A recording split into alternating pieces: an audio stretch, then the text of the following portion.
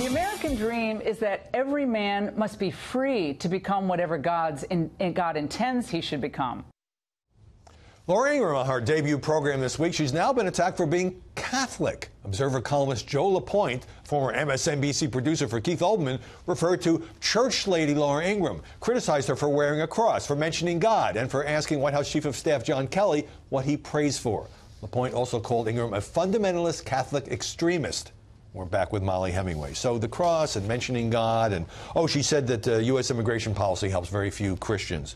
What do you make of this attack on Laura Ingraham? I mean, it was just a fascinating thing to read, and it's actually a great example of how the media are so used to ignoring religion in public life that they think it's noteworthy if someone's wearing a cross or a crucifix on air. You know, this is a majority Christian country. Many people are profoundly religious. I came here from church. You know, I go to church weekly. That's a very normal thing for a big part of the country. And yet you never see people being asked questions about religion or looking at how religion influences stories. And then when someone does... Never, but rarely. You very rarely see it. And then when someone does, it's treated as if it's something just very bizarre. Well, I get that this guy was in the Keith Olbermann camp and he hates Fox, but how does he call Laura Ingraham, who belongs to a perfectly mainstream parish here in the Washington area, a fundamentalist Catholic extremist? Well, and that's the thing, too. It's not just that reporters frequently tend to be less religious than the average American or that they ignore religious viewpoints. There's also a hostility, and it's such a serious hostility that you take someone who's in a very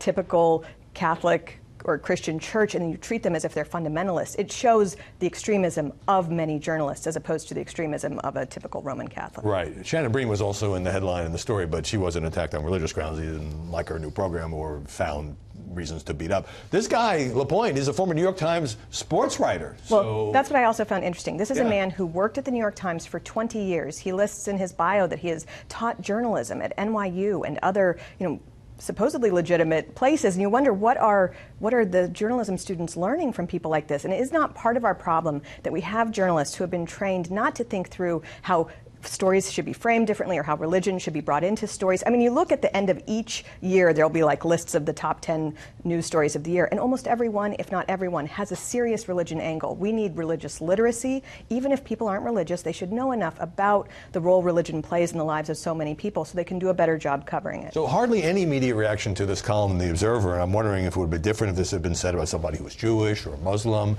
And I wonder also this hostility you referred to, and it's not everybody, and let's not paint with too broad a brush, whether you feel this in your own life as a journalist who regularly goes to church. Well, this is one of the things I thought. If this were written about a practicing Muslim woman who had a show, I think you'd see a lot more reaction against it. I've just experienced in newsrooms that there's not a lot of religious knowledge and that people have a really surprisingly low level of religious understanding. And you see how, people who are religious see this all the time in their news stories. They see how basic factual points are not handled well, or how just, again, an ignorance of religious lives. Yeah, well, I just wanted to highlight so we could get to that broader point. Molly Hemingway, thanks very much. Great to see you.